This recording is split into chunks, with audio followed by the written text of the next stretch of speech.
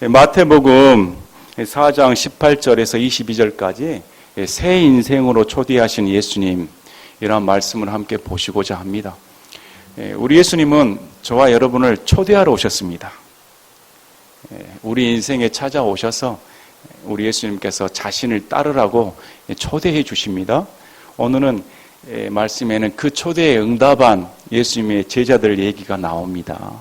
이런 말씀을 보면 어떻게 예수님께서 이 제자들의 인생을 찾아오셔서 그 제자들의 삶을 빚으셔가지고 하나님이 쓰시는 도구로 쓰시는가, 그 과정이 잘 드러나 있습니다. 본문 9절 말씀을 보고 특별히 베드로의 일생을 찾아오셔서 베드로는 한 삶을 다듬어 가시며 하나님의 수제자로서 어떻게 하나님께서 그 인생을 간섭하여 역사하시는가. 누구나 처음엔 실수를 많이 합니다. 우리 인생도 처음에는 다 어린애와 같습니다. 처음 태어날 때 성인으로 태어나신 분 있습니까? 태어나자마자 혼자 물 떠먹고 밥 차려 먹은 애 있습니까? 태어날 때는 다 도움이 필요하고 성장하는 과정을 거칩니다. 예수님 믿는 것도 마찬가지입니다. 예수님 믿자마자 앞가림 다 하고 영적인 분별을 가진 사람 단 한 사람도 없습니다. 다 쓴맛 단맛 고생 다 하고 깎이고 하나님 안에서 다듬어져야, 그래야 영적인 분별력이 생기고 말씀 안에서 자라고 사람의 인품이 드러나는 겁니다. 오늘 말씀을 보면 이런 베드로를 하나님께서 찾아와 주셔가지고 정말 성경에 어떻게 베드로 전후서라는 그런 우리에게 큰 위로가 되고 용기를 북돋아 주는 말씀을 증거하는 한 어부의 인생이 그렇게 바뀌었는가, 우리에게도 도전이 되는 말씀입니다. 똑같게 찾아오신 그분이 바로 우리 주님이십니다. 자, 마태복음 4장 18절에 보면 배경이 나와 있습니다. 예수님께서 갈릴리 바닷가를 거니시다가 두 형제 곧 베드로라 하는 시몬과 그의 형제 안드레가 바다에 금을 던지는 것을 보시니 그들은 어부더라. 우리 예수님께서 갈릴리 바닷가를 그날도 거니시고 계셨습니다. 그런데 우리 예수님의 눈에 사람이 띄었다는 겁니다. 예수님의 눈에 띈 사람이 바로 어부인 시몬과 그의 형제 안드레였더라. 예수님께서 뭘 보셨냐면 바다에 금을 던지는 것을 보셨다. 일하는 모습을 보셨습니다. 저는 이제 성경 말씀을 볼 때 한번 눈을 감고 상상해 보기도 합니다. 늘 제 상상이 맞을 수는 없죠. 2000년 전에 그 바닷가가 어떻게 생겼는지, 배 모양은 어떻게 생겼는지, 그물은 어떤 형태였는지, 예수님은 무슨 옷을 입고 계셨는지, 어부들의 작업복은 어떠했는지, 얼마만큼 때가 묻었는지, 머리 스타일은 어떤 건지 우리는 알 수가 없습니다. 단지 상상할 뿐입니다. 그러면 말씀을 묵상할 때 예수님은 지금 바닷가에 거니실 때 그 지금도 고생하고 생계의 유업을 위해서 그물질을 하는 어부들을 유심히 보셨다는 겁니다. 어부들은 고생을 많이 합니다. 그렇게 귀하게 받는 직업이 아닙니다. 당시에 밤이 맞도록 주로 자정에서 새벽까지 고기를 잡으러 다닙니다. 이제 어두워야 고기들이 그물을 분간하지 못하기 때문에 잡히기 쉽기 때문에 주로 밤에서 이른 새벽까지 잡고 아침에는 이제 밤사이에 그물이 찢겼는가 를 이제 고치는 작업을 합니다. 그래서 말씀을 보면 시몬과 그 형제 안드레는 그물을 던지고 있었고 뒤에 나오는 세베대의 아들인 야고보와 요한은 그물을 고치고 있었던 겁니다. 아마 시간이 이른 아침인 것 같습니다. 다른 이제 누가복음 말씀을 보면 시몬에게 우리 예수님께서 오른편으로 깊은 곳에 가서 다시 한번 던져봐라 했더니 정말 가득 차게 배가 잡혀서 고기가 잡혀서 돌아온 걸 봅니다. 그때 베드로가 우리가 밤새 맞도록 그물질을 했는데 고기 못 잡았습니다. 근데 가라 합니까? 그래도 말씀이 오니 말씀대로 한번 해보겠습니다 해서 놀라운 역사가 일어나니까 베드로가 어떻게 반응을 보입니까? 주여, 나는 죄 많은 사람이로소이다. 나를 떠나소서. 예수님을 만난 즉각적인 반응이 나는 죄인입니다. 그것도 죄가 많은 사람입니다. 어부가 죄가 많으려면 얼마큼 많겠습니까? 베드로가 살인을 저질렀겠습니까? 아니면 간음을 저질렀겠습니까? 그러나 신적인 존재인 하나님을 만나게 돼버리면 그런 반응이 나와버린다는 겁니다. 죄를 지목할 필요도 없습니다. 정죄할 필요도 없습니다. 예수님이랑 그분 자체를 만남으로써 그냥 스스로 내가 죄인입니다. 이렇게 나와버리는 겁니다. 이 말씀의 과정이 나오는 겁니다. 그래서 그분께서 그들에게 이르시되 나를 따르라 이렇게 말씀을 합니다. 어부들은 그날도 동일한 하루였습니다. 어제처럼 오늘이었고 내일도 오늘과 똑같은 날이 반복되는 날입니다. 어느 순간에서도 예수님께서 자신의 삶에 들어오실 거라는 전혀 기대도 하지 않았습니다. 상상하지도 않았던 일입니다. 그런데 그 날이 왔던 겁니다. 그날 우리 예수님께서 그들을 보시고 부르시기로 작정하신 겁니다. 그들은 아마 그날도 고기가 잡히지 않아서 오늘은 허탕쳤다. 누가복음에 보면 괜히 수고만 했다. 오늘 집에 가면 고기가 가득 찼으면 집안 식구들도 너무 기뻐하고 기쁨에 못 이겨서 오늘은 배부르겠다 이 생각을 했을 텐데 밤새 맞도록 고생만 하고 그 노력 다 물거품이 됐으니 얼마나 마음이 축 처져 있겠습니까? 고기잡이의 실패에 대한 많은 어려움 가운데 있었을 겁니다. 낙심 가운데 있었을 겁니다. 그런데 그렇게 생계 유지를 위해 오늘도 열심히 그물질하는 그들을 우리 예수님께서 보시고 어떻게 말씀하시냐면 나를 따르라. 아주 짤막한 단어입니다. 다른 거 없습니다. 그냥 나를 따르라. 여러분이 어부였다고 생각해 보십시오. 낯선 인물이 나타나셔서 나를 따르라 하면 여러분의 반응은 어떨까요? 물론 누가복음에는 상세히 기록되어 있어서 배가 만선이 되었기 때문에 이분이 하나님인 줄 알고 주여 나를 떠나소서 했더니 우리 예수님께서 나를 따르라 이렇게 명령하십니다. 이 예수면 존재를 알았기 때문에 우리 예수님께서 이들에게 나를 따르라 이렇게 말씀을 한 겁니다. 여기서 우리가 믿는 사람, 부르심을 받는 사람들의 특징이 뭐냐면 우리 예수님께서 따르라고 명령하신다는 겁니다. 믿음의 사람들에게 우리 예수님께서 나를 따르라, 이것은 다른 거 따르라는 게 아닙니다. 무슨 교회를 따르라, 사람을 따르라, 어떤 단체를 따르라, 어떤 뭘 따르라, 만들어 놓은 것을 따르라, 이게 아닙니다. 우리 예수님께서는 분명하게 말씀을 합니다. 나를 따르라. 예수님을 따르라는 겁니다. 우리 예수님은 자신의 존재를 드러내게 오신 분입니다. 예수님은 우리에게 자신의 존재를 가르쳐 주기에 오신 분입니다.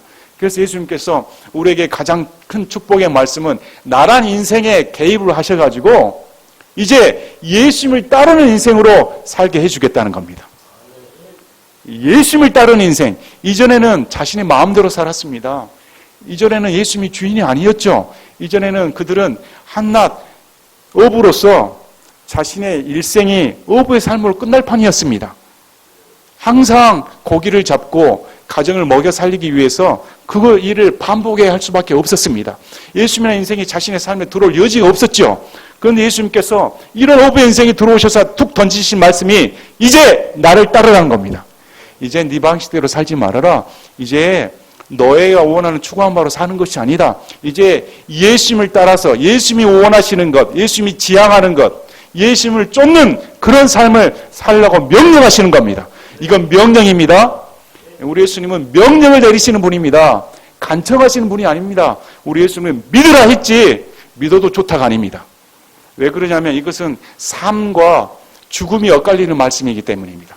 여러분, 생명의 말씀은 삶과 지옥에 왔다 갔다 하는 말씀입니다. 거기에는 어중간한 말씀이 없는 겁니다. 그래서 우리 예수님께서도 나를 따르려면 따르라는 겁니다. 반드시 따라야 되는 겁니다. 그래서 이것은 우리에게 인생에 들어오셔서 초청의 음성입니다. 여러분 초청 받으신 적 있습니까? 예수님의 말씀을 듣고 선포되는 말씀을 통해 예수님을 전혀 몰랐는데 내 인생에 개입하셔서 이제 네 삶을 나에게 주라. 이제 네가 원했던 삶을 나에게 맡겨라. 이제 네가 지향했던 목표를 나에게 맡기라는 겁니다. 나를. 그러면 이 나라는 존재는 누굽니까? 이 예수면 존재는 누구입니까?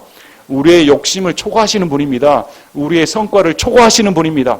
우리의 믿음을 초과하시는 분입니다. 우리의 노력을 초과하시는 분입니다. 그분한테는 모든 것이 완전하신 분이기 때문에, 그분은 완전한 선 자체이시기 때문에 우리의 악함조차도, 그분은 우리의 실수조차도 하나님에서 합력하여 선을 이루시는 분이기 때문에 모든 것을 맡길 수 있는 유일한 하나님이신 겁니다.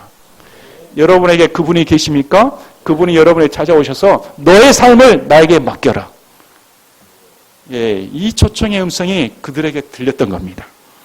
그랬더니 자 보십시오. 그 다음에 말씀이 내가 너희를 사람들을 낚는 어부가 되게 하리라.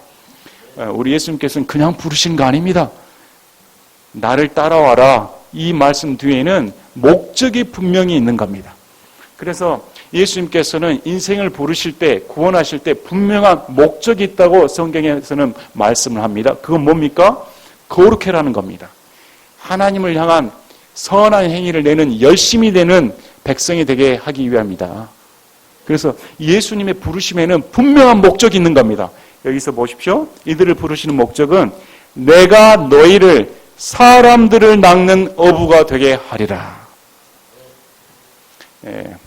자, 어부들은 이 말씀을 들었을 때 그냥 알아차렸습니다. 우리 예수님은 어려운 비유 드신 적 한 번도 없습니다.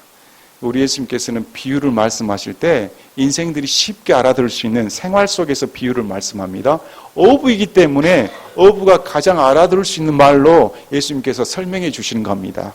너희가 나를 따른다면 목적이 뭐냐면 사람들을 낚는 어부가 되게 해주겠다는 겁니다. 자, 내가 되고 싶어서 되는 거 아닙니다. 저는 사람들을 낚는 어부 같은 인생을 살겠습니다. 손들어서 되는 게 아닙니다. 뭐라고 합니까? 예수님께서 그렇게 되게 해주겠다는 겁니다. 그래서 예수님의 말씀이 우리에게 은혜가 되는 겁니다. 우리의 의지와 노력과 상관없이 예수님께서는 우리가 뻔한 인생인 줄 아시기 때문에 이 인생을 다듬어서 사람들을 낚는 어부 같은 인생을 살도록 해주시겠다. 약속의 말씀을 주시는 겁니다. 그래서 부르심에는 반드시 약속의 말씀이 동반되는 겁니다. 약속이 없는 부르심은 헛것입니다. 약속이 없는 부르심은 우리에게 짐으로 다가오는 겁니다. 약속이 없는 부르심은 우리에게 종 같은 삶을 요구합니다. 그러나 우리 예수님은 우리에게 종 같은 삶을 요구한 게 아니고 그렇게 해주겠다. 나의 삶의 주인으로서 나의 전 인생을 우리 예수님께서 빚으셔서 그런 삶이 되도록 만들어 주겠다는 겁니다. 그래서 하나님입니다. 자, 어부가 어떤 삶을 들었을까요? 이 어부는 실패도 경험해 봤습니다. 성공도 경험해 봤습니다. 그래서 어부란 삶이 얼마나 고된 줄 다 알고 있습니다. 만선의 기쁨을 누리는 정도 있습니다. 그러나 이전에 이 시몬 베드로는 그물이 찢어질 정도로 만선의 기쁨을 누렸습니다. 그래서 예수님께서 사람들을 낚는 어부가 되게 해주겠다 했을 때 이들이 들었을 때는 우와! 엄청난 수확을 거둘 수가 있겠다. 내가 밤새 맞도록 실패를 거듭했었는데 이분이라면 내 인생을 책임져 주셔서 그물이 찢어질 정도로 고기가 많이 잡히게 해주신 분이라면 내 인생을 그분께 맡겨도 전혀 부족함이 없다는 걸 알았다는 겁니다. 그래서 예수님께서 그처럼 이제 물고기 잡는 생계 유지의 수단이 아니라 정말로 사람들의 혼을 살리는 어부가 되게 해주겠다. 약속의 말씀을 주신 겁니다. 우리도 이런 약속의 말씀 받으신 적 있습니까? 우리를 구원시킨 목적은 우리보다 잘 먹고 잘 살아라 이렇게 구원시킨 거 아닙니다. 우리를 구원시키는 목적은 우리로 하여금 고린도전서에 나옵니다. 전도에 미련한 것으로서 하나님께서 우리를 사용하여 사람들에게 복음을 전파하여 구원의 도구로 사용하신다는 겁니다. 우리를 부르신 목적이 그겁니다. 사람들이 어떻게 복음을 알까요? 전하는 자 없이 어떻게 복음을 듣겠습니까? 아무도 복음을 들을 수가 없죠. 고린도전서 1장 21절에 하나님의 지혜에 있어서는 세상이 지혜로 하나님을 알지 못하였으므로 하나님께서 복음 선포의 어리석은 것으로 믿는 자를 구원하시는 것을 기뻐하셨도다. 이런 도구로 우리를 부르셨다는 겁니다. 우리는 예수님의 약속의 말씀을 들을 때 힘이 납니다. 한 번쯤은 저와 여러분의 처지를 보실 때가 있을 겁니다. 제 자신을 봐도 소망이 없을 때가 많습니다. 도대체 나란 인간이 뭐가 잘났는가? 나란 인간은 허물투성이구나. 뭘 봐도 나도 나에게 소망을 두기가 어려울 때가 많습니다. 그런데 이런 소망 없는 자에게, 인생이 실패하는 자에게도 예수님께서 찾아오셔서 우리에게 소망을 주시는 겁니다. 절망하지 말아라. 낙심하지 말아라. 너를 너되게끔 하는 분은 너가 아니고 나다. 내가 그렇게 해주겠다. 이렇게 말씀을 주시는 겁니다. 그랬더니 그들이 즉시 자기들의 그물들을 버려두고 그분을 따르니라. 이 초청의 음성을 들은 이 사람들의 반응이 성경에서는 한 단어도 놓치지 않습니다. 즉시 머뭇거리지 않습니다. 아, 예수님 잠깐만요. 계산해 볼게요. 아, 예수님 잠깐 따져보겠습니다. 과연 내가 예수님을 따라갔을 때 뒤 후폭풍을 한번 생각해 보겠습니다. 가정에서 뭐라 할까요? 아빠가 미쳤다 할까요? 아빠가 엉뚱한 사람 만났더니 이상한 종교에 빠져가지고 집안 다 팽개치고 나가버립니다. 이럴까요? 자식들은 어떻게 할까요? 잠깐만요. 부모님과 의논 좀 해봐야겠습니다.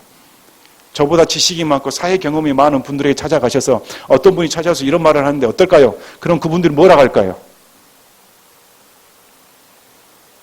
복음에는 긴급함이 있는 겁니다.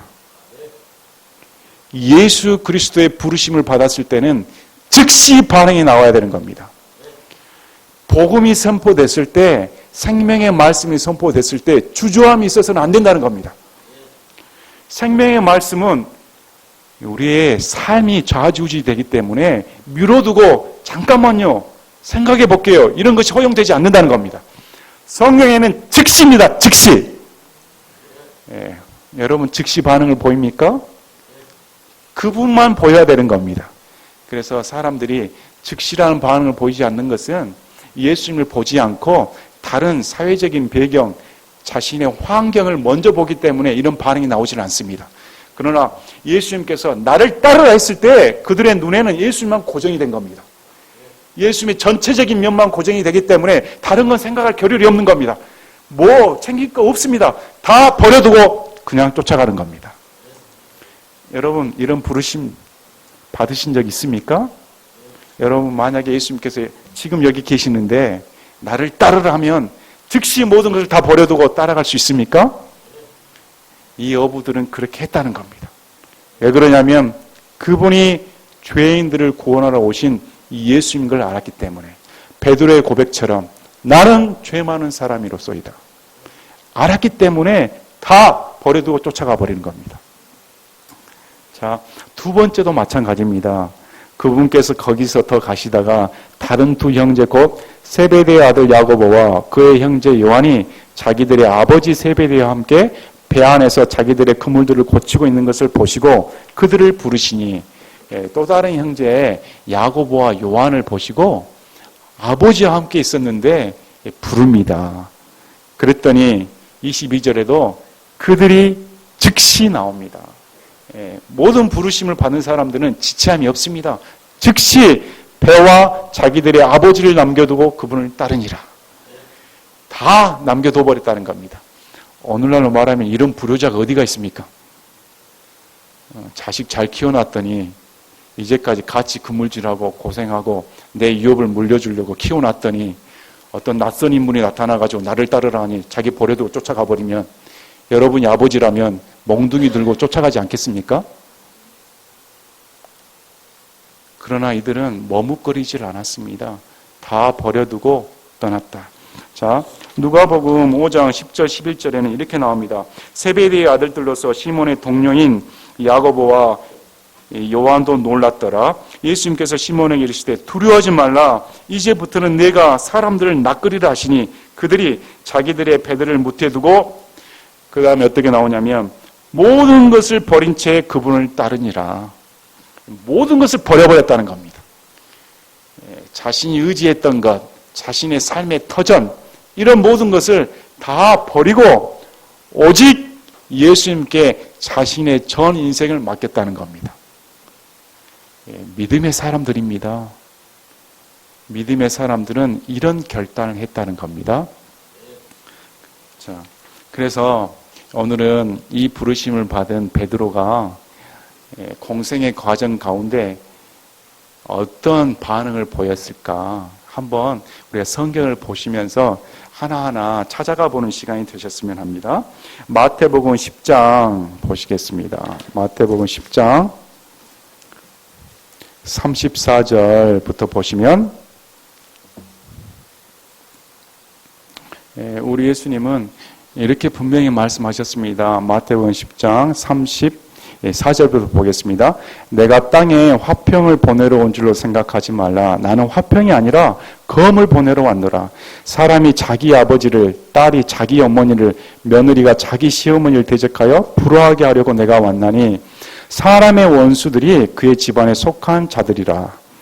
아버지나 어머니를 나보다 더 사랑하는 자는 내게 합당하지 아니하고 아들이나 딸을 나보다 더 사랑하는 자도 내게 합당하지 아니하며 또 자기 십자가를 지고 내 뒤를 따르지 아니하는 자도 내게 합당하지 아니하리라. 자기 생명을 찾는 자는 그것을 잃을 것이요 나로 인하여 자기 생명을 잃는 자는 그것을 찾으리라. 우리 예수님께서는 화평을 주러 오신 분은 아닙니다. 분열을 주러 왔다고 성경은 말씀합니다. 예수님의 말씀을 믿는 자는 생명을 얻고 믿지 않는 자는 지옥에 가는 겁니다. 분열돼 버립니다. 아무리 가까운 혈육 관계를 하더라도 이 믿음의 문제만큼은 우리가 해결할 수 없는 문제입니다. 억지로도 되지를 않습니다. 그런데 우리 예수님께서 아버지나 어머니나 아들이나 딸이 예수님보다 더 그들을 사랑한다면 예수님께 합당한 자가 아니다. 이렇게 성경은 말씀합니다. 여러분, 예수님을 가장 사랑하십니까? 예수님을 다른 어떤 것보다 사랑하고 계십니까? 여러분의 가정보다, 여러분 자신보다 예수님을 더 사랑하십니까? 예수님은 생명을 뺏으러 오신 분이 아닙니다. 그것으로 인해 우리의 모든 삶의 터전을 앗으러 오신 분이 아닙니다. 더 주시고자 오신 분입니다. 그렇게 할 때 더 큰 축복이 있다고 성경은 말씀하고 있는 겁니다. 자, 마태복음 14장 보시겠습니다.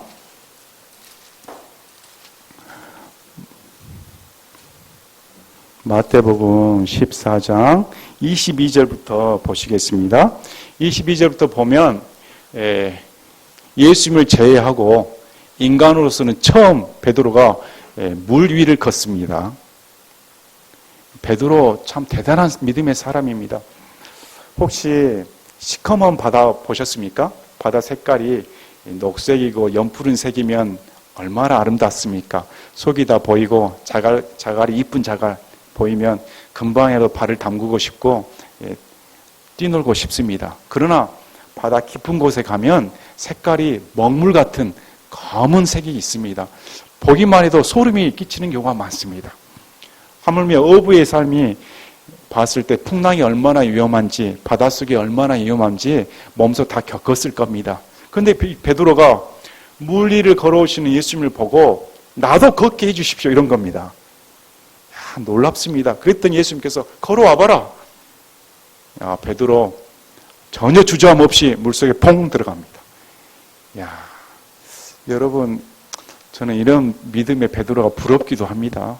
저는 약속의 말씀이 있다 하더라도 일단 한번 발가락 한번 딱 대보고 빠진가 안 빠진가 딱 대보겠습니다. 그리고 무릎까지 빠진가 좀 뭐가 걸리는가 어느 시점에서 내가 둥 떠 있는가 보고 하겠는데 베드로는 첨벙 빠져버립니다. 놀랍죠? 그리고 잘 걸었으면 좋을 텐데 사나운 풍랑을 보고 두려워해서 다시 빠져들어가서 주여 살려주십시오 하니 예수님께서 믿음이 적은 자여 왜 두려워하느냐 다시 건져주십니다. 성경에서 보면 이렇게 예수님께서는 베드로의 믿음을 하나하나 훈련시켜 가십니다.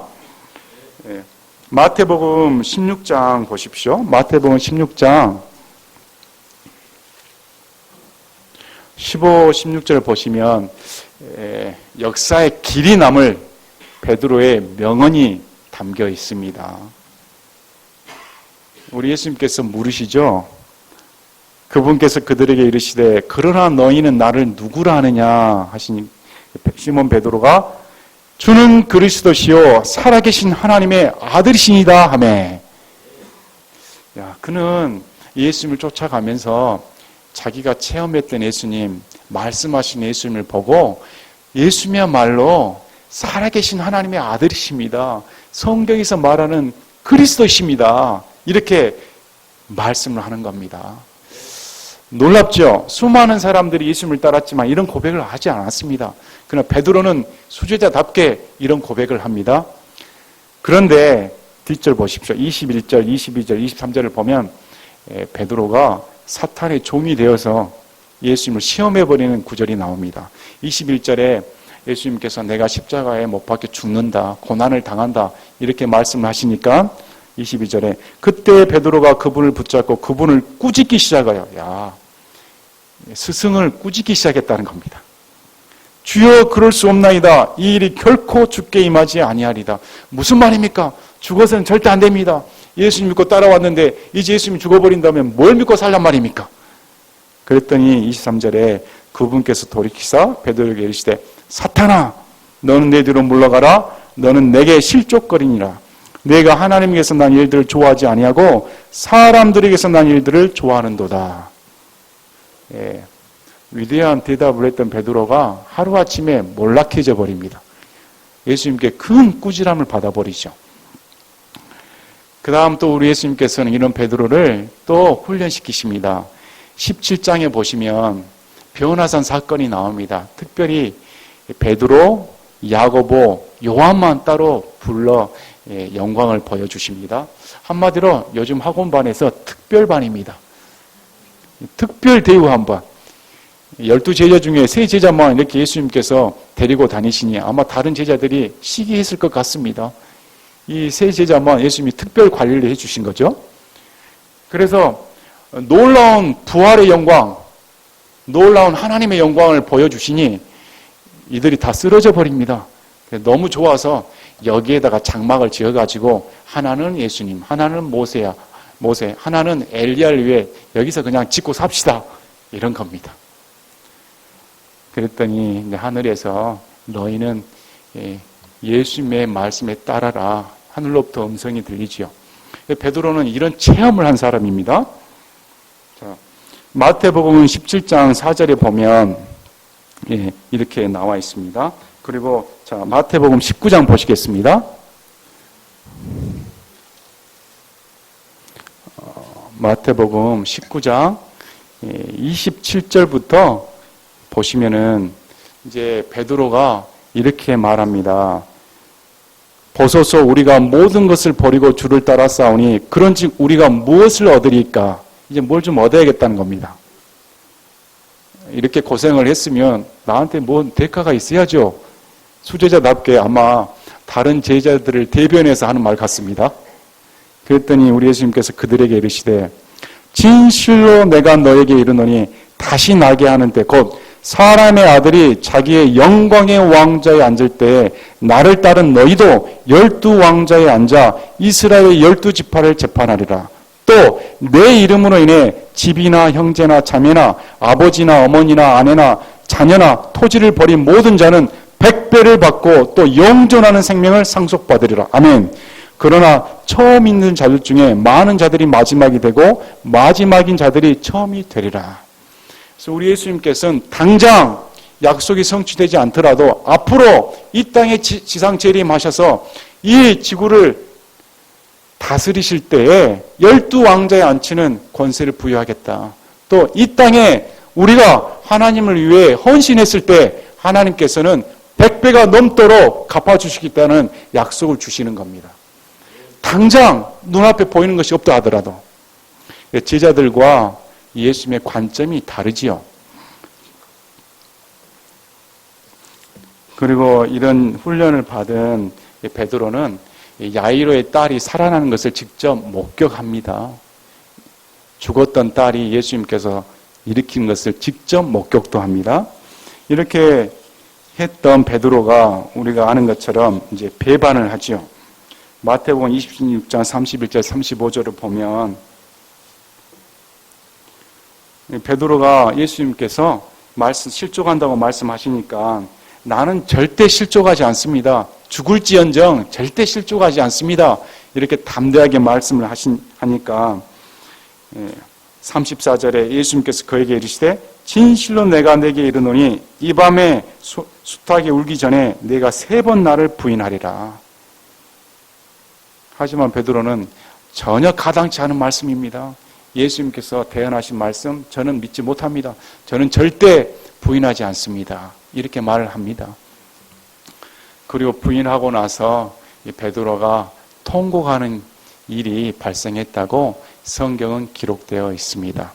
어찌 보면 3년 반 동안 베드로는 예수님을 가장 최측근에서 보고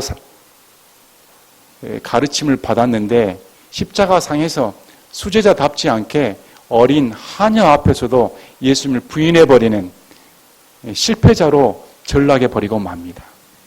이런 베드로를 우리가 아는 것처럼 요한복음 20장에서 예수님께서 다시 찾아오십니다. 예수님께서 갈릴리 바닷가 처음 부르셨던 곳에 오셔서 똑같은 체험을 하게 해줍니다. 처음 불렀을 때도 실패자답게 낚인 고기가 없어 힘들었는데 이제 다시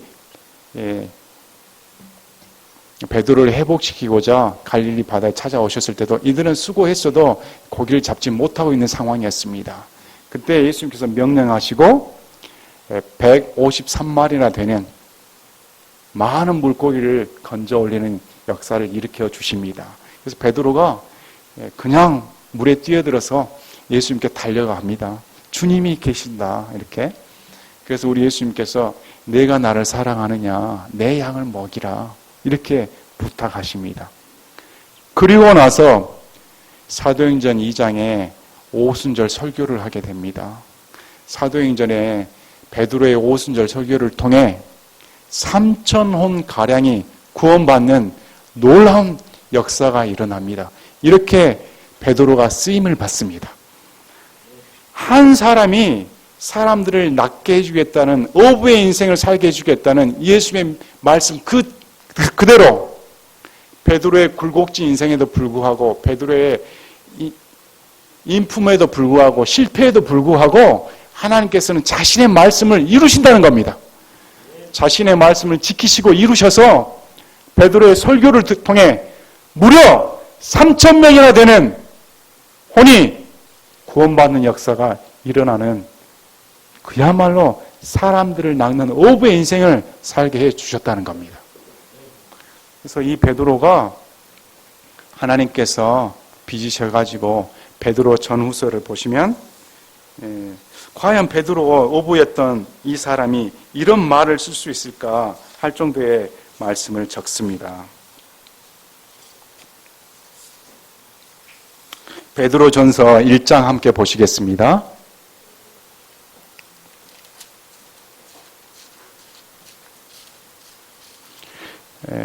하녀 앞에서 예수님을 부인했던 베드로였습니다. 근데 그가 베드로전서 1장 6절부터 보십시오. 비록 지금은 필요가 있어 너희가 여러 가지 시험으로 인해 잠시 근심하고 있지만 그 구원을 크게 기뻐하나니 이것은 너희 믿음의 단련이 불로 단련해도 없어지는 금을 단련한 것보다 훨씬 더 귀하여 예수 그리스도께서 나타나실 때에 칭찬과 존귀와 영광으로 드러나게 하려 함이라. 너희가 그분을 보지 못하였으나 사랑하는도다. 지금도 너희가 그분을 보지 못하나 믿으며 이루 말할 수 없고 영광이 가득한 기쁨으로 기뻐하나니 이는 너희가 너희 믿음의 결말 곧 너희 혼의 구원을 받았기 때문이라. 놀랍죠? 욱하고 급하고 실패투성이며 하냐 앞에서도 자신을 감추었던 그런 인생이 예수 그리스도 안에 붙잡힌 바 되었을 때 이런 베드로전서 말씀을 통해 당시 순교당했던 극심한 환난 가운데 있었던 성도들을 위로하는 이런 편지를 쓰는 사람으로 변했다는 겁니다. 우리 인생을 예수님께서 변하게 해주십니다. 지금 내 모습이 이렇더라도 시간이 갈수록 예수님께서는 빚어 가십니다. 자, 우리 빌립보서 말씀을 보시겠습니다. 빌립보서 같이 보시겠습니다.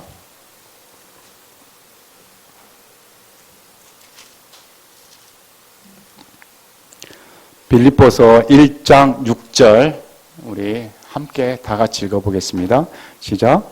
너희 안에서 선한 일을 시작하신 분께서 예수 그리스도의 날까지 그 일을 이루실 것 바로 이것을 나는 확신하노라. 믿으십니까? 2장 13절 보시겠습니다. 빌립보서 2장 13절 다 같이 읽겠습니다. 너희 안에서 일하사 자기가 참으로 기뻐하는 것을 원하게도 하시고 행하게도 하시는 분은 하나님이시니라. 아멘. 우리는 그분을 받아들이는 순간 내 안에서 하나님께서 일을 하고 계신다는 겁니다. 일을 하시는 이유는 하나님이 원하시는 인간으로 빚으시기 위해서 얼마나 놀라운 목적을 갖고 부르신 겁니까? 끝으로 로마서 말씀을 보시겠습니다. 로마서 8장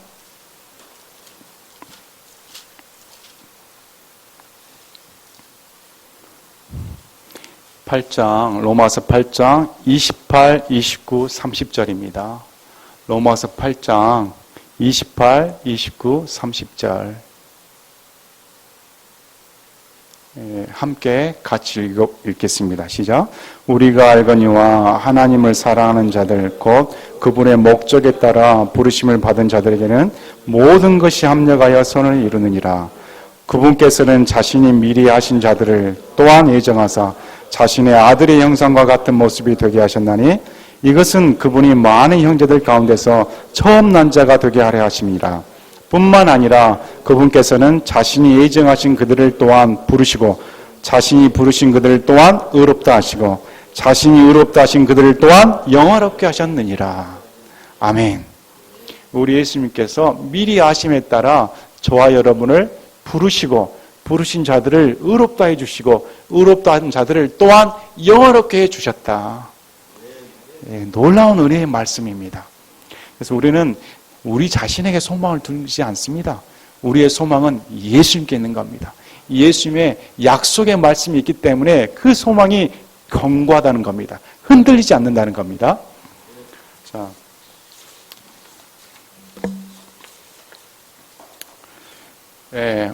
값진 인생이 무엇일까요? 수많은 사람들이 자신의 삶을 살아갑니다.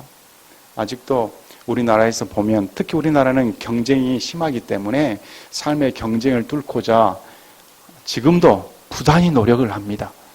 어떤 인생이 가장 값진 인생일까요? 우리에게 주어진 가장 값진 인생이 무엇일까요? 왜 사도들은 그 길을 따랐을까요? 분명히 예수님께서 부르실 때는 평안한 길을 약속한 적이 없습니다. 자기 십자가를 지고 쫓으라는 겁니다. 예수님의 길은 십자가를 쫓는 삶입니다. 평탄한 길이 절대 아닙니다. 곳곳에 가시가 있고 덤불이 있으며 때로는 넘어져서 무릎이 깨지는 경우도 있습니다. 코가 깨지는 경우도 있고 상처투성인 경우도 많습니다. 그럼에도 우리 예수님은 나를 따르라는 겁니다. 어떤 인생이 가장 값질까요? 사도들이 다 평안한 삶 살았습니까? 베드로도 우리가 아는 것처럼 거꾸로 십자가 달려 죽었다고 전해지고 있습니다. 하나같이 다 순교당했습니다. 그럼 그것이 값진 인생일까요? 차라리 한낱 어부로서 매일 똑같이 예수님을 만나지 않았더라면 그래도 평안한 가운데 고기 잡는 그런 인생으로 살았을 겁니다. 그런데 그 삶이 예수님을 만난 뒤로 어떤 면에서 예수님을 모른다면 실패한 삶이죠. 결과적으로 보면 죽은 삶 아닙니까? 고통의 삶 아닙니까? 그러나 우리는 예수님을 믿기 때문에 이 인생이 한낱 업으로 끝날 인생이 사람들의 혼을 살리는 도구로 쓰임 받았기 때문에 이보다 더 값진 인생이 없다는 겁니다. 사람을 살리는 도구이기 때문에 우리도 그런 인생이 값지다는 겁니다. 나를 통해 사람이 구원받아 지옥 가지 않게 되었다면, 한 사람이라도 그렇게 되었다면 이 인생은 축복받은 인생이라는 겁니다. 저마다 자신의 삶을 살 수밖에 없지만 우리 예수님께서 오셔서 나를 따르라. 저와 여러분이 즉시 반응을 하고 모든 것을 버려두고 그분만을 따르는 믿음의 사람들이 되기를 원합니다.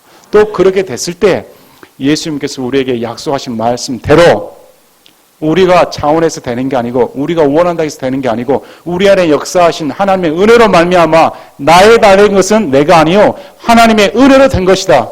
지금 있는 것은 이렇게 사도 바울이 고백한 것처럼 우리의 고백이 될 줄로 믿습니다.